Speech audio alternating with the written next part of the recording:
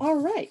So continuing on with the TMCC Library Open Genealogy Lab Outstanding Guest Speaker Series, today we are pleased to present Richard K. Miller from Goldie May. Richard is a software developer who built an app called Goldie May, a genealogy research assistant and automatic research log. He had previously worked in technology roles at 3 genealogy companies called Family Link, Mokavo, and Find My Past. Recently, he has started doing his own genealogy research in earnest, which has helped him better understand the process.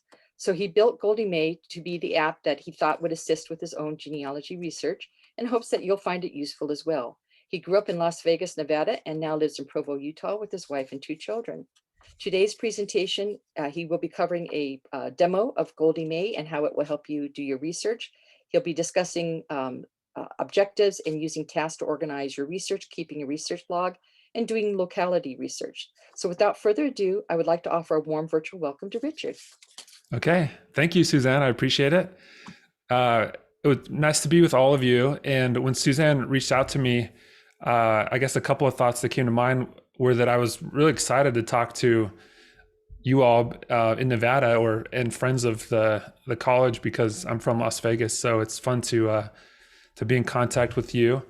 And then the other thing is, I saw Suzanne showed me the webpage she built for all the resources available from the library on genealogy. And I was really impressed that it's just a really complete page with lots of videos and tutorials and links. And so, so congrats to Suzanne for a really great resource. Thank you for the time. I want to just show you Goldie May today. It's an app I'm building and still in progress to help in my own genealogy research, and I hope it's useful to you as well. There are both free and paid features, and I'll show you both of those. And you're welcome to just interrupt me as we go and ask any questions you have. Suzanne asked me to ask you to keep your cameras off, but then you can unmute your microphone and ask your question, and feel free to just ask as we go, and we'll just go wherever this wants to go. So Goldie May is a Chrome extension and a web app.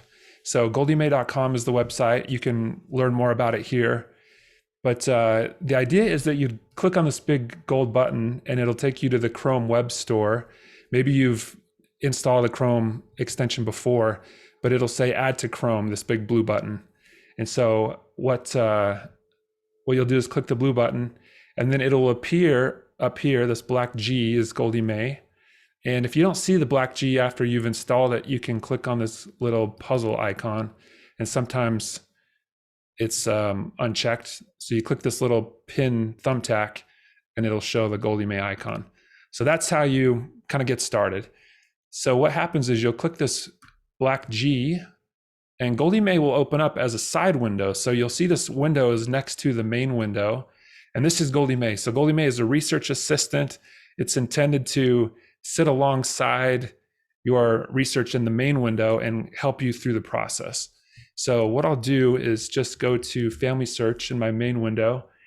And what I want to show you is that the guidance area is the area that's dynamic. So whatever you're looking at in your main window, the guidance window or the guidance area of Goldie May will be in sync with it. It will have features specific to whatever you're looking at in the main window. And then your research area is all of your accumulated research over time. And I'll show you both of these features. And by the way, when you first open up Goldie May, it usually starts out a little bit narrower. So it will kind of look like this.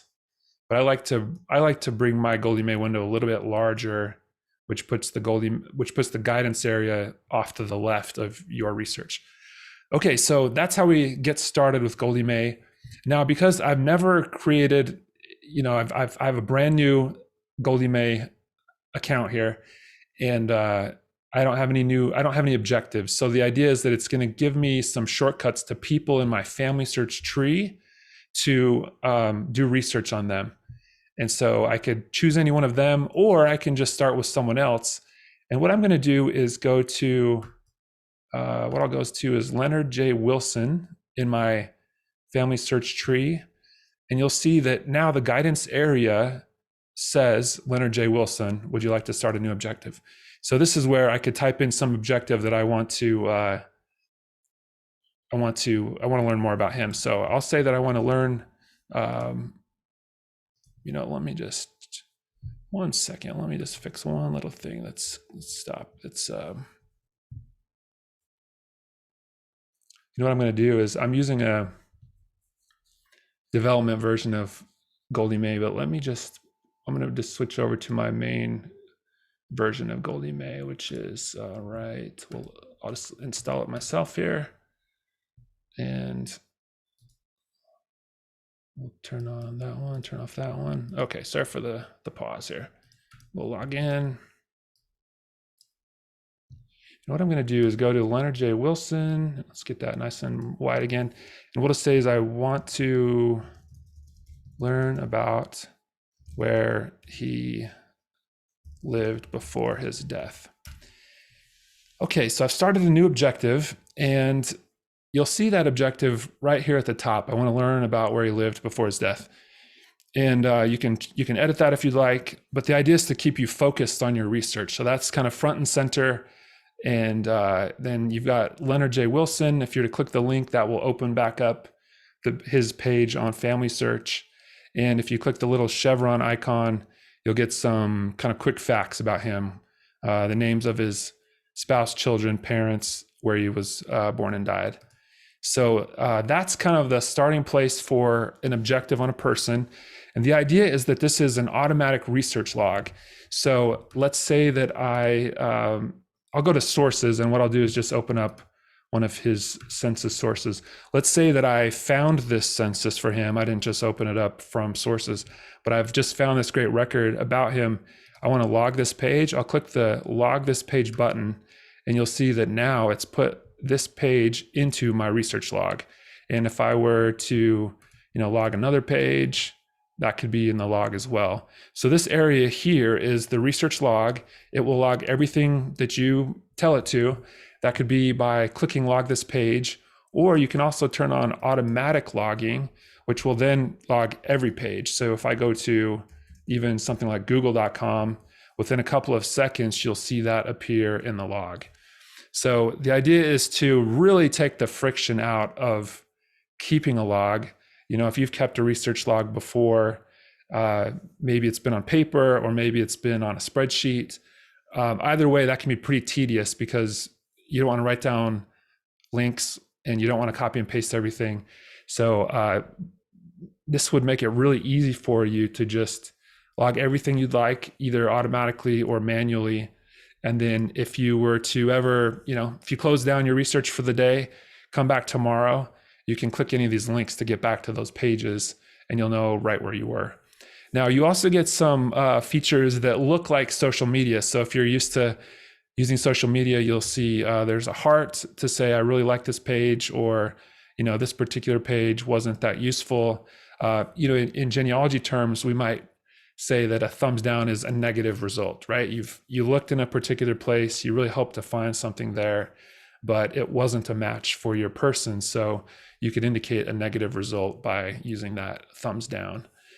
And then you can also write a comment about something. You could say, this was, this was someone else, it wasn't him. Comment about what you found there. And there are also a few other options like creating an abstract or summary. So you could type in, what are you seeing on this page? If we go back to that record page, this could be, you want to type in, I'm seeing Leonard J. Wilson spelled with 2 L's, and it's in Grand River, Adair, Iowa. You type in as much of that record as useful to you to keep track of it. And as I use this, I'm trying to think about this as replacing pen and paper. I usually have a pen and a pad on my desk, and I'm scribbling little notes about what I'm finding and trying to draw out diagrams. And with Goldie May, I'm trying to replace that process with putting it into Goldie May, because then I have it all in one place and it's just better organized. So I'm trying to create the habit myself of using comments and abstracts and summaries to write down what I'm seeing. And then just one other feature I want to show you is, say you've clicked on click on this original document and say you want to just zoom in and look at Leonard Wilson here. It's a little bit faint, but there's the family right there. You can right click on this and choose take a screenshot. And then you'll see the cursor is now crosshairs. And you can draw a box around the family like that. And it will drop the screenshot into your log. So now this page that we previously logged includes the screenshot. And that's a great way too, to not have to write something down or try to remember everything. Just take a screenshot of what you're seeing and put that into your log. And it doesn't have to be images really. If there's some page like this where you're going to be referencing this page a lot, you can take a screenshot of that page as well and just drop the index portion of that record into your log. And now you have it right there in Goldie May. So maybe I should pause right there for a second and just ask if there are any questions. These are just the basics of the research log, where you can store links and screenshots and comment on them, like them, dislike them. I'll pause for just a second, but if not, I'll keep going. Class, go ahead and unmute your microphone if you have any questions up to this point. Okay, this is Barbara Larson. I may have missed it. Why is it called Goldie May? Is that your Great grandmother question. or something? Yeah, that's right. Goldie is my great grandmother's name, and she was the last living great grandparent that I had. And then May comes from my wife's side of the family, so we decided to combine those and make it Goldie May. So it's fun to have a that's family very connection. sweet. Oh, thank you. Thank you. I also had a grandma, Goldie. It must have been a popular name.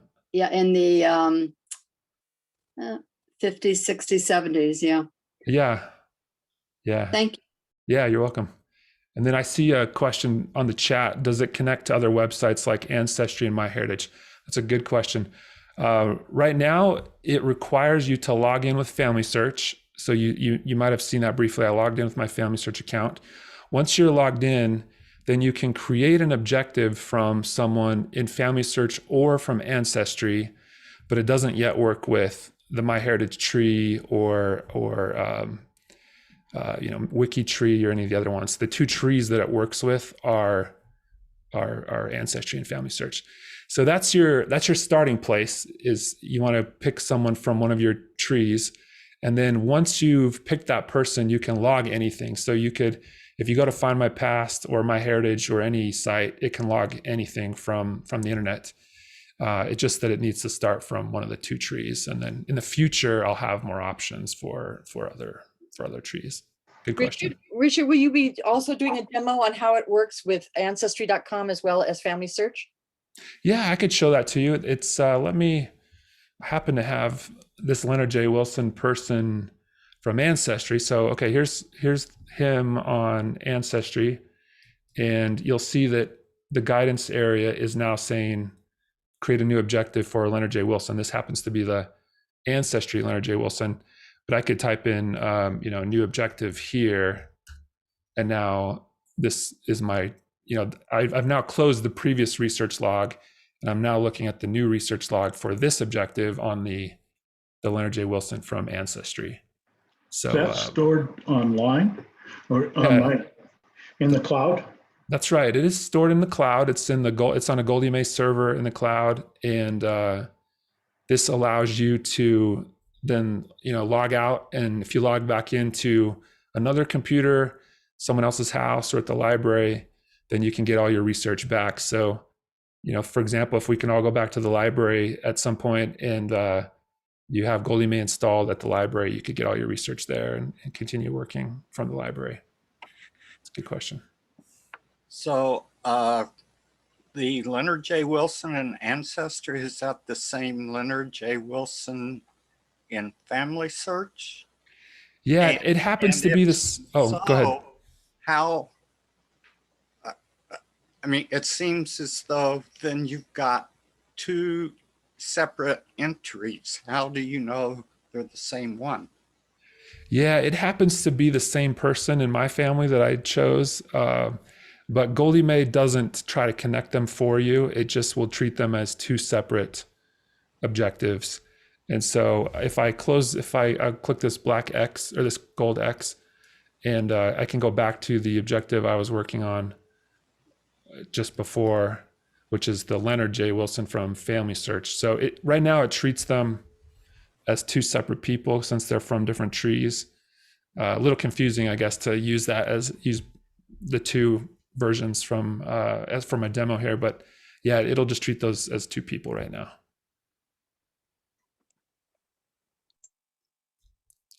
Now, Okay. I have a question, Richard.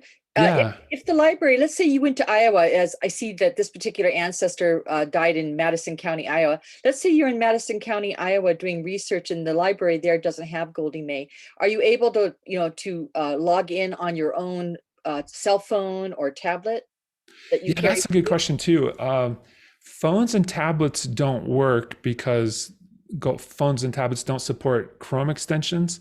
So it has to be a computer, either a laptop or a desktop computer. It could be a PC or a Mac, but it does need to be something that works with Chrome extensions. And at the moment, that's only computers. So it could work with Chrome, or it can work with Microsoft Edge if you have that one.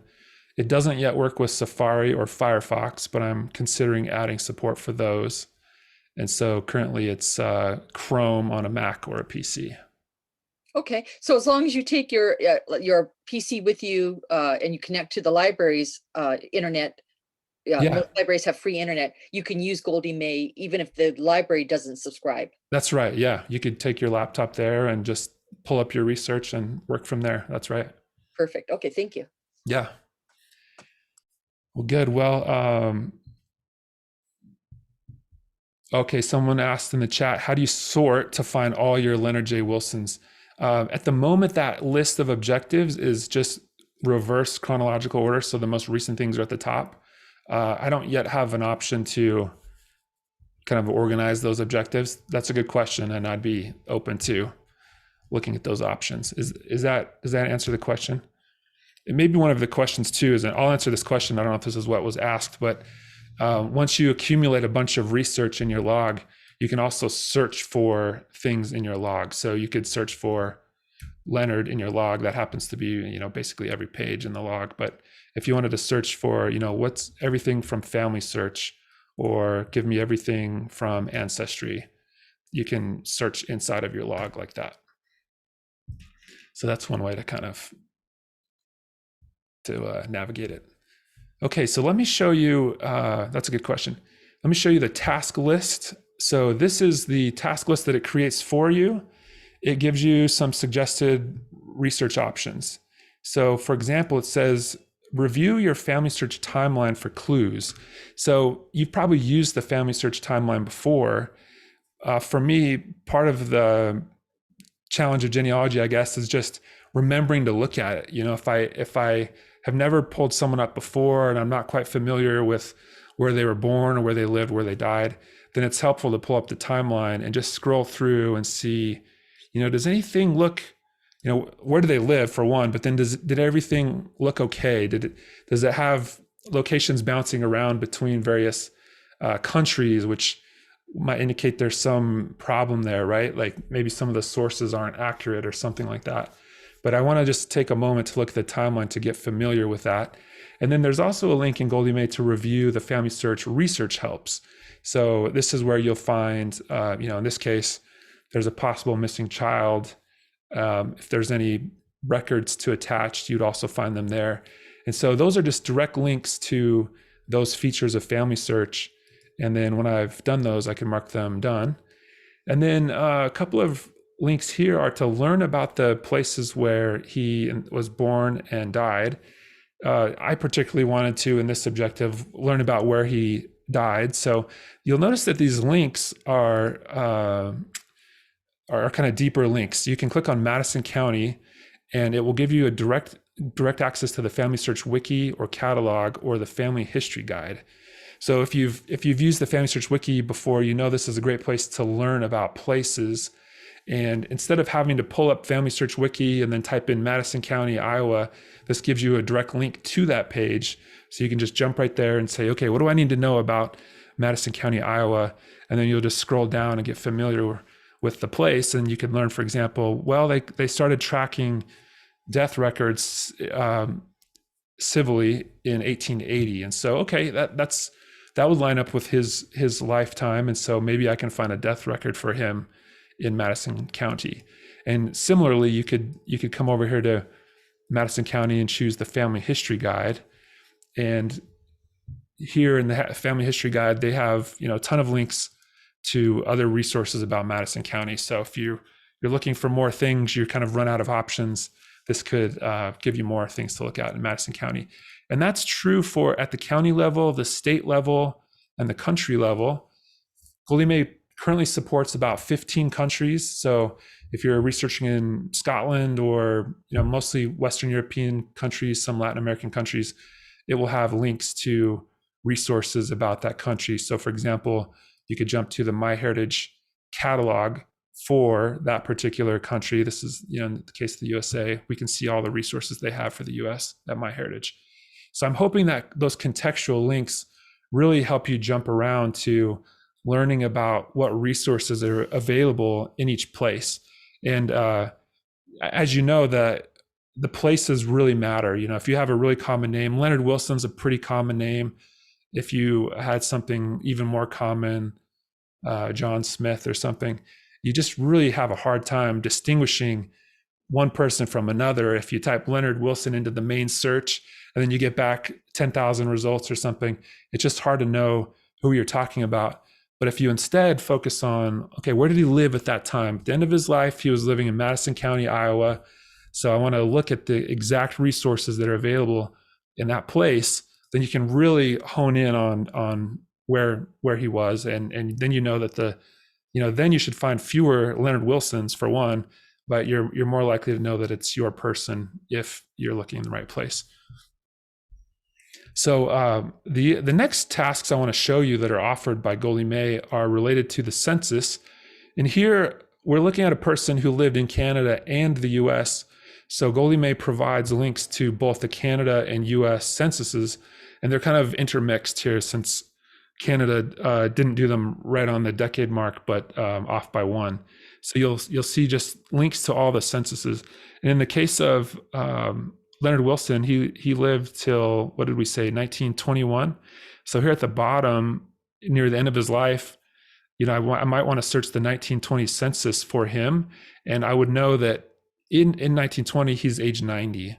Or if he was in Canada at that point, then we would want to search in the 1921 Canada census, and he'd be 91. I happen to know that he was living in Iowa at the end of his life, so I could just delete this Canada census and say that wasn't a useful hint to me. But in the case of 1920, that is a useful link. So what I'll do is click search, family search. And now it's opened up the link to the Family Search 1920 census search page. And now I could type in Leonard Wilson and go looking for him. This means I'm looking in a much smaller haystack for my needle because I'm not looking across all of Family Search. I'm just looking inside of the 1920 census. And I know I'm looking for a 90-year-old, and so that really helps too. Now, one of the pro features or the paid features of Goldie May is this auto search feature. So this will just take away the step of you having to type his name into the search box. You could just click Family Search and it will automatically type in Leonard Wilson and his birth year. And then it will, and then you'll just see results from the 1920 census right away. And then, I don't see him here in these search results. What I could do is widen his birth year a little bit and just say, I want to see if that helps. That's actually him right there, Leonard Wilson, married to Jeanette Wilson. So we've now found him. And one feature I want to show you, this is also a paid feature, is adjacent collections. So we're looking at the 1920 census, but I'd like to also check the 1910 census and then go back through the decades. So I can click the 1910 button and it will use the same search terms and now search the 1910 census. So now you're seeing Leonard and Jeanette in 1910, and you can just keep clicking that button back through the decades and check each of the records. So, here we are still, that's them. 1890, the 1890 census was mostly destroyed, so we don't expect to necessarily find him in that one. But I can just keep clicking back through each of the decades and find him in all the places that he lived if the terms are right. So you could always go and change any of the terms here or change the spelling or whatever, but that can be a nice way to check all of the decades of the census and make sure you've gotten all of them. Even if you're using the free version of Goldie May, you can also just click any of these links to the censuses and open up, decade by decade and make sure you found him in each census. So once we've done that, we could just mark these all done. And, I might delete the Canada census links because he's no longer living in Canada by this point. So that's the task list. You can also add your own tasks and delete them, edit them. Edit doesn't work yet, but that will work. So that's the task list. And the idea is just to keep you focused. And I use it. I will use the census links in my own research. And then when it's time to wrap up for the day and I want to just leave it for tomorrow, I'll just type in a task that I want to pick up tomorrow and save that. And then when I come back to my research tomorrow, I can just run through that task list and it just keeps me really focused and organized. So that's the task list. Maybe I'll show you, let's see, let me show you places. This is one other feature that's useful for place research. You've seen some of the place related links already, but this kind of builds on that or makes it, shows more of them. So you could, for example, you want to check Madison County, maybe you also want to check Adair County because it picked up from Family Search that Leonard also lived in Adair County, Iowa. So I can just run through any of the Adair County resources as well. And I should show you the catalog. You could jump to the Family Search catalog. Now we're looking at resources for Madison County, Iowa. I could look at cemeteries if we're talking about the end of his life, or we could look at vital records, death records, or whatever. And that's a great way to just, once you've run out of censuses or kind of the easy stuff, then you just really start narrowing down on, okay, where did he live? What kind of records would be available at that time period for his lifetime? And I'm just going to go through the catalogs of the big sites and see what I can find. So go to Family Search catalog, go to Ancestry catalog, MyHeritage, and just try to find, really specific things. And you may know that for a lot of these records, you get to the point where some of these things aren't searchable anymore. So there isn't necessarily always a search box that you can type something into. So instead, you've got to actually pull up the film as if you were looking at a microfiche viewer and just start browsing through and say, okay, let me think about his time of death. Can I find the right page and the right person to match my person? And that's a great place to just have automatic logging on, because if you're going through each of these pages and you're looking for some person in these records, it's going to log each of those pages. And then if you finally find him, you can say, oh, okay, I'm going to heart that page. That was the great page I found. And in the future, I'll know exactly where to go back and find him in the records. I'll show you the summary tab, which is a summary of your log. So it's showing that I've liked two things. It shows that I've written a status update for one of them, or there is one status update and there's comments on one of them. And then it shows a breakdown of which pages are records, which pages are from the wiki, from the tree, and kind of all of the domains that I've visited in the course of doing this research. So that's the summary page. Yeah, maybe I'll pause here to just ask if there are any questions and just see what else you all might be thinking about so far. It sounds like you're still working on some of these things. So are there automatic updates, or how's it updated? Yeah, that's right. I'm still working on things, and it is automatically updated. There's two pieces to it really, because there's the Chrome extension that sits in your browser, and that gets automatically updated every, those updates aren't as common, but Google does that for you automatically, so you don't have to think about it. And then on the app side, this page on the right, that's where I do a lot more updates here, and where kind of all the features are. And those updates are automatic as well. So if you just close Goldie May from one day to the next, you'll open it up and see new features, and they're available right away for you. That's a good question.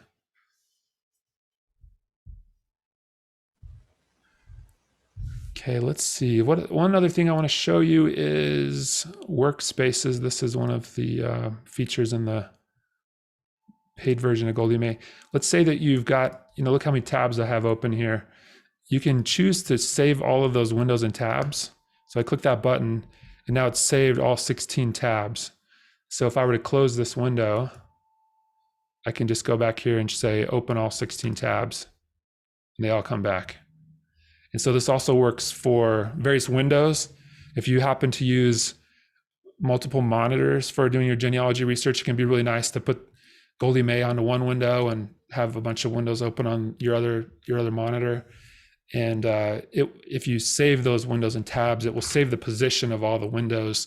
So when you pick up your research on this objective, whenever you do it next, you'll have all that stuff laid out again. And for me, this is how I'm trying to replace paper for myself, because I could pull up a map in one window and pull up, a person I'm working on in another window, and I'm comparing back and forth. Or maybe you're transcribing a record, you're looking at a record in one window and you want to write down what you're seeing in the other window. You can save those windows and just come back to them when you're ready to pick up that research again. So that's a feature that's helpful. Yeah, so maybe I'll just pause there and just see if you have any other questions. I think that's a good rundown, I think, of what Goldie May's trying to help you really focus on the places that you're researching, and stay organized, keep your research in one place so you can pick it up again later. The one thing I didn't show you is in the research log, there's a feature here for citations. So if you click this little bookmark icon, you'll find that it's copied over from Family Search, the citation that was on this page. If you've dealt with the citations before, that, let's see, where was that tab? You'll know that at the bottom of the record page, there's a citation that they provide to you, and Goldie May will copy that citation over for you. Or you can edit your own citation and add one if you want that. And then when you're done with all your research, or you're at a stopping point or something, there's an option to export the log as a CSV file. So I can just export that file to my computer and then open up a spreadsheet program. And let's say I want to just see, this will be, just open it up from here. So here's the spreadsheet, and you'll see that it's got a date of all the pages I've visited while we've been talking. It has the link to those pages, the URL, the title, and then the abstract that I wrote. And then in the case of, it's got how many likes on that particular entry in the log, how many visits to that page in my log. And then these are the citations that were picked up by Goldie May. So right now it supports, in the paid version of Goldie May, citations from Family Search and Ancestry. And then in the future, I'll add Find a Grave and some other ones like that. So you'll see that if you like citations. I'm kind of jumping back and forth between the different features of Goldie May, but if you were to go to goldiemay.com, you can see that you can see a comparison of which features are available and which options. So in the free version, I'm really trying to provide some useful things. In the free version, you get the automatic research log. You can collaborate with other people. You get the collection hints, and you can export to CSV. So even if you never pay for Goldie May, you can use a lot of the features of Goldie May and really, go to town, like log as much as you want. This doesn't mention it, but the free version also includes the screenshots. So you're welcome to log as much as you want, use as many screenshots as you want, export them to a spreadsheet, and just use it for as many objectives as you want. And I'm just hoping that that's really useful to a lot of people. And if you have any feedback or something that Goldie May could do to help you with your research better, my email address is at the bottom of the page, richard@goldiemay.com. And you could just tell me, hey, it would be really useful if Goldie May could do this or that. And I'll see what I can do and see what I can do.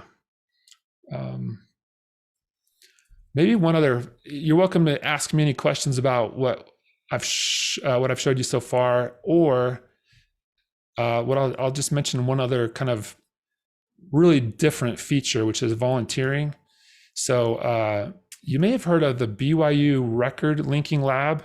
This is Joe Price is an economics professor, and he has a bunch of students working with him in his lab, and they're doing a lot of really interesting projects to help build out the family search tree and add more people from the census into the tree. And I heard a podcast with him where he said that, for example, if your family's from Western Europe, from England, from the UK, you can go into the family search tree, and you add your parents and grandparents, great grandparents. Before long, you're connected to the whole tree, right? Like, this is a global tree intended to include everybody that's ever lived. And it doesn't take long for you to bump into someone and kind of connect to all of that tree if you're from Europe. But if you're from an African-American background, for example, he pointed out that if you log into the family search tree, and something like only 5% or 10% of the African Americans in the 1900, 1910 censuses are in the tree. So it's really small. And so if you're doing African American research, it's not as fruitful to go into the tree and find all these connections that someone else would. So he's trying to help that, trying to fix that. And one way to do that is by saying, we're going to add everybody from the 1910 census to the tree. We're going to add everybody from the 1900 census to the tree. And Goldie May is helping with this project. And so the idea here in this volunteering tab is that you can just click this button and say, load a family from the census. And it will say, in this particular case, this family was already attached to the tree, but it's gonna pull up a family that Joe Price's team has found in the census, and then you can add it to the tree. And it's actually not a lot of work. You just click the button and it will go through and go add, and it just adds that person to the tree with the family search source linker.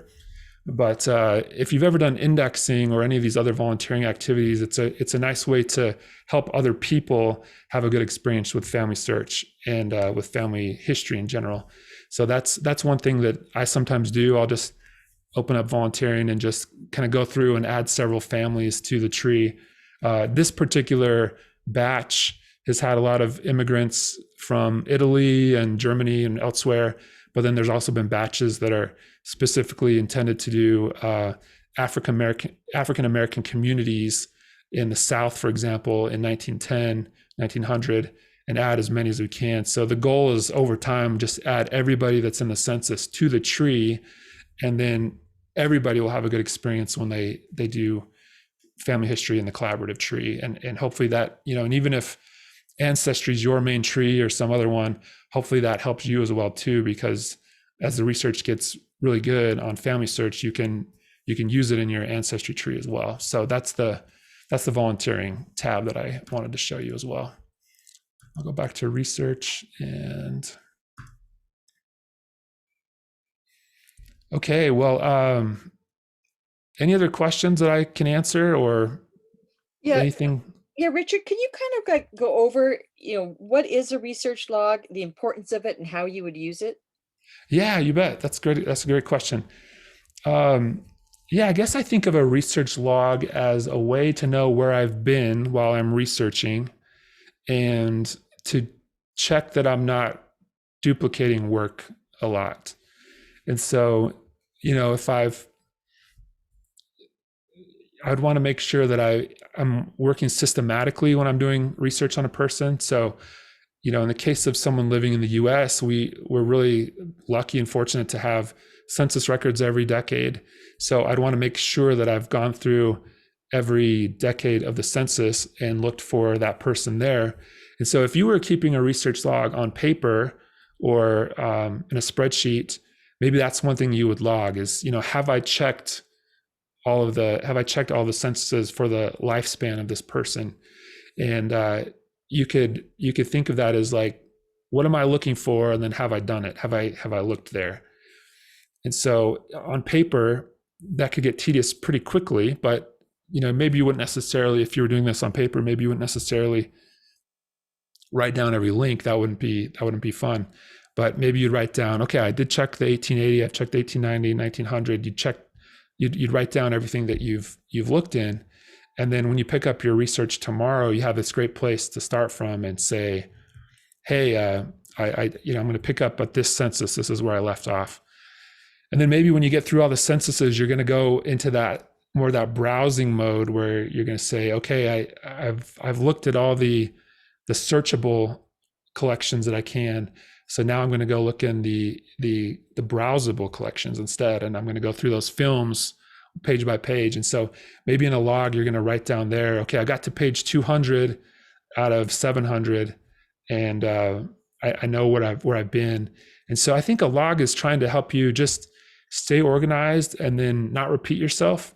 So, it's so easy a week later, a month later to come back to your research on someone. And for me, it's kind of fuzzy, like, okay, see, who was he again? Where did he live? And what are the details of the family? And what am I looking for again? And so whether you're using Goldie May or something else, I think you want to stay organized and say, okay, I remember that the problem I was working on was, I can't find a death record and he should have been in this area, but he wasn't. You want to just refresh your mind on what that is. And then you can pick up your research and kind of keep moving forward and not have to backtrack and repeat what you've done. So, does that answer the question? Suzanne, was that you that asked that question? And I'm curious what other people have used for a research log so far, or, and even if you don't call it a research log, what do you do to stay organized and make sure you're kind of moving forward with your research instead of backtracking? Where I can really see the value of this is especially on family search, when you go into records that are not indexed, but they're converted to digital from microfilm. So Yeah. you have to go in page by page by page. Like, for instance, if you're looking at, wills from a particular county, and you suspect that your ancestor is there, but the record is not indexed. So you have to go frame by frame by frame of the digitized microfilm. And there might be 700 frames that you're going through, but I only have time to go through maybe 250 of them today. By having research log, I can say, this is the name of the record set. Here's the link to the record set. And this is the frame that I left off on. So I know exactly where to pick up again, whether I'm next week or a month from now or 6 months from now. Yeah, that's right. I feel that pain myself when I end up back in a collection. I think I've been here before. I'm like browsing and seeing familiar things. And then sure enough, I've been there before. So ideally we don't have to, in a perfect world, we wouldn't have to repeat any of our own work. We would just pick up where we left off and keep going and always remember what we're looking for. So, and those are the problems I'm trying to solve with Goldie May long-term. I think, some of them, there are solutions so far to some of those problems, but over time, I want to make that even better, where it just really helps you. Maybe it's speaking to myself more than anybody, but, Richard, hey, you left off right here. You're looking for this, and keep going, keep working on that. So I think that's one of the big challenges of genealogy, is just coming back to where you were and saving that time and energy you have for new research, instead of feeling like you have to repeat yourself and backtrack. What I would love to see in a product, I don't know, I don't think any such product exists, but what I would really love to see is a product that would allow me to grab a record and then print it out with the proper citation format on the backside that would match DAR, SAR, Daughters of the Union, all the different lineage societies. They have all these requirements on Interesting. how to find a record, and prove your ancestors' lineage that qualifies you for that lineage society. But then you have to have that, backside of the paper with the citation format. Oh, interesting. Yeah. Because I do a lot of assistance for people who do their applications to lineage societies, but the most time consuming thing is not necessarily finding the records, because the records are, I don't want to say relatively easy to find, but somewhat easy to find depending on the lineage society. But the hard part is getting the correct citation information on the back side of that piece of proof that matches the lineage society's requirements.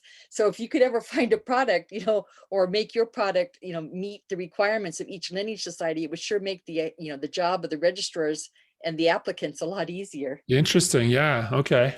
Yeah. I don't know if this is useful, but I guess, this definitely isn't specific to the lineage societies, but if you were to, for example, go through and find the 10 records that you need to make this application, you could heart all of the images you've taken a screenshot of, and then you can go to the summary page and choose, you can click on liked, which means, show me just the things I've liked.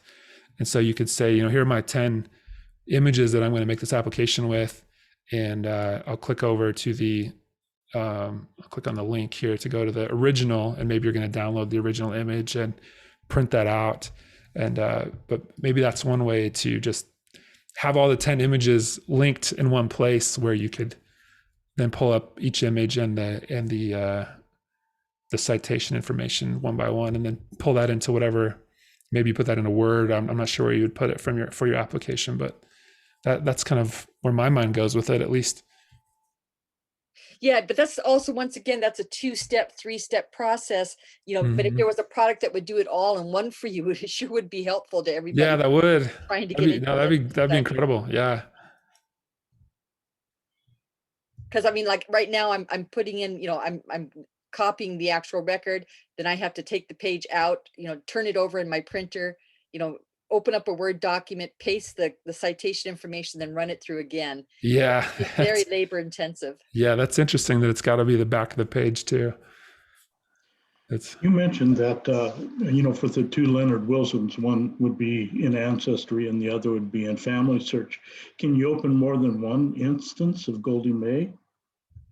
Let's see. Right now you can't from the same browser, if that's what you mean. But you could install Chrome and then install the Microsoft Edge browser as well. So you could have two browsers open and then each have a Goldie May instance.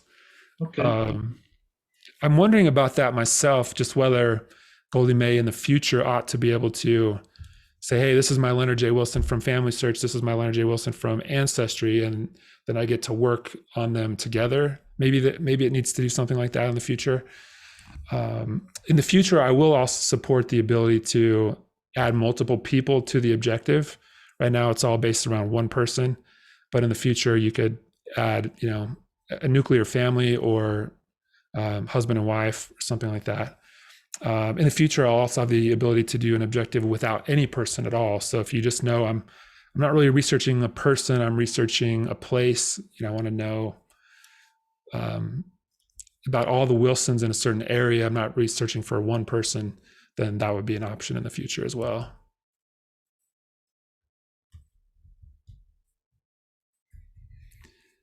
Well, thank you all for the great questions and for letting me come present. It's been really great to talk to you, and I appreciate your time. Richard, before you go, could you show my class an example of collaboration? Yeah, that's a great question.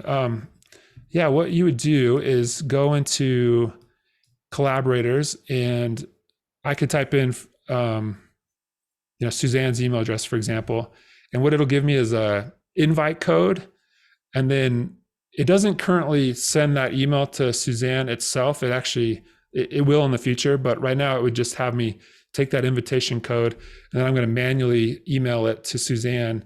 And then back in the homepage of Goldie May, you can type in the invite code. Suzanne would type in the invite code here and click join, and then she would be joined to my objective. And now, whatever Suzanne logs goes into the log, my log, everything we both log goes into the same log. And then we can like things, dislike, comment, etc., and see each other's comments. And so then it's a little bit more like social media, where you're actually, researching together. And I've done that a little bit. My mom's a big genealogy researcher. I've done some of that with her. And so it's nice to just have the momentum of working with someone and being able to say, hey, what do you think about this record? Does that look like a match or what? And collaborators is a free feature. So that feel free to try that out and tell me what you think. And then if you go to the summary page, it will tell you that, Richard logged 100 pages and Suzanne logged 100 pages. It would show you kind of a breakdown of each person's contributions to the log. So that's the collaborators feature. That's one I'm maybe most excited about. It's really new. Just launched it. Actually, a lot of these features we just launched at Roots Tech this in February. And collaborators is one I'm really excited about because it feels like, if we can get the dynamic right, it feels like it would be a really fun way to do genealogy research together. Because maybe, I don't know, just having a second pair of eyes on something is just really useful, and it's motivating to be working on something together. And so that's a feature I will be adding to over time, and I'm excited about. I do have a video on the Roots Tech website. So if you watched Roots Tech this year, you can search for Goldie May or Richard Miller, and you'll find a couple videos from there. And that does show collaborators. That video does show a little bit more than I've shown today what the collaborator feature looks like. So you could check it out there. And then Richard, I also wanted to talk just a moment about your search box. You used as an example just one person, but I assume that you could use any keyword in the search box, right? I mean, let's say, for instance, you want to look at all your Iowa death records, or you wanted to look at yeah, that's right. Smith marriage records. Yeah, that's right. You could type any keyword, death or marriage or whatever, or Adair County. Any of those searches will work. So it's just going to look through everything you have for that word that you're telling it to look for. Yeah, that's right. That's right. So, and you may have noticed that if I went to the summary page and chose liked, it put this little code in there, is:liked.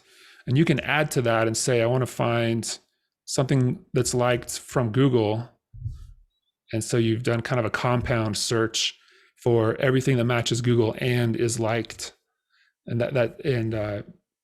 you can do any, or you could go on the summary page and say, I want to see everything from tmcc.edu, and then add to it that's related to, African American or something like that.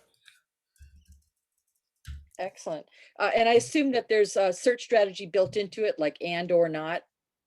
The and is the default, and then or is, I think or works. I have to test that, but I believe or will work. I'm using a search. I'm using some search software for that, which I believe includes or. I'll have to check that to be sure. Excellent. And then what about within a certain amount of words, like one word within a certain amount of words of another?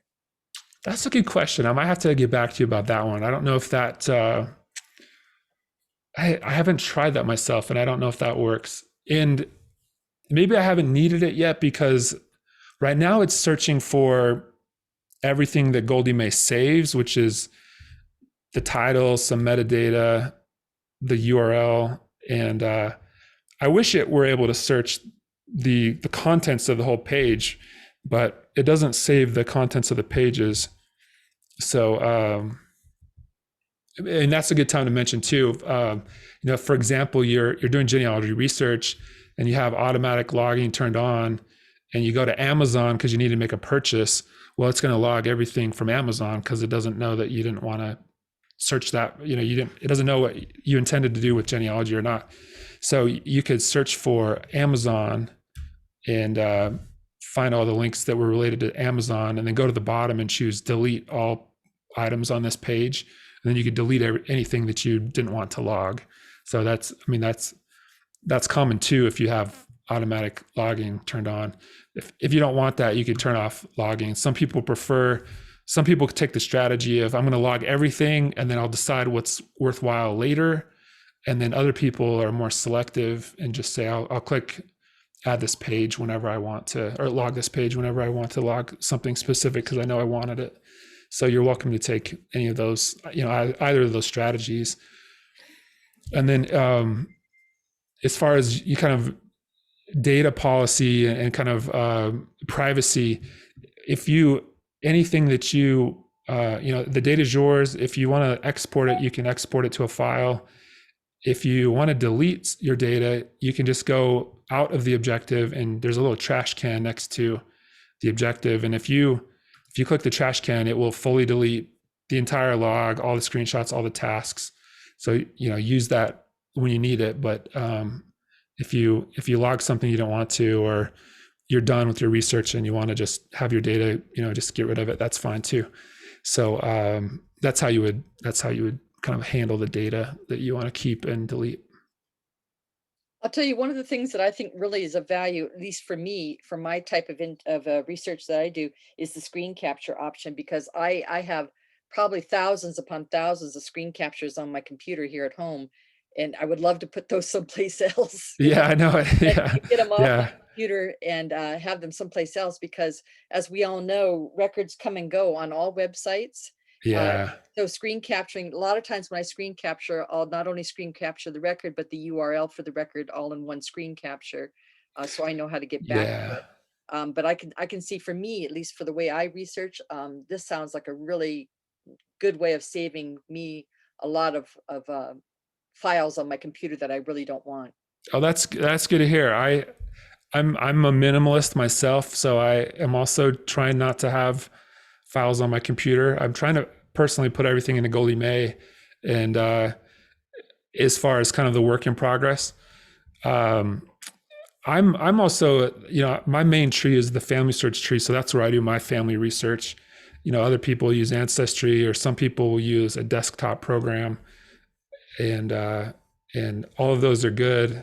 The motto or the slogan I've been using with Goldie May is that it's a place for your work in progress. So, I'm not intending Goldie May to be like the final resting place for the records you find. So ideally you'd want to put them on a tree or somewhere that organizes it better. But as far as all the work you're doing to learn about your tree and to organize your tree, I hope Goldie May is a really useful place to put all the reference material. And I'm looking forward to the time when I could go to the library and be able to, pull up my research and access, for example, the family history collections that are only available in the library, and kind of pick up research and save those pieces there and build out my tree that way. So that's I'm looking forward to that quite a bit. Okay, so I'll give the class just a few more moments to go ahead and ask Richard any questions that you might have. If you'd like to ask a question, please unmute your microphone, but leave your video off. Otherwise, your image will be captured by the recording. Okay, well, it looks like, Richard, that'll be the end of the questions. So I wanted to say thank you all very much, and I'm on behalf of the class. I really, I got some clapping going on here. I got some reactions. So thank you very, very much. And what I'll do is I will stop the recording in just a moment. And I just wanted to let you know, thank you very much for allowing us to record today. It was very, very beneficial to my class. And I will be posting that onto the TMCC Library Open Genealogy Lab YouTube channel, probably within the next week or two. And I'll be sending you a link, Richard, as well, so you have a link directly to the recording.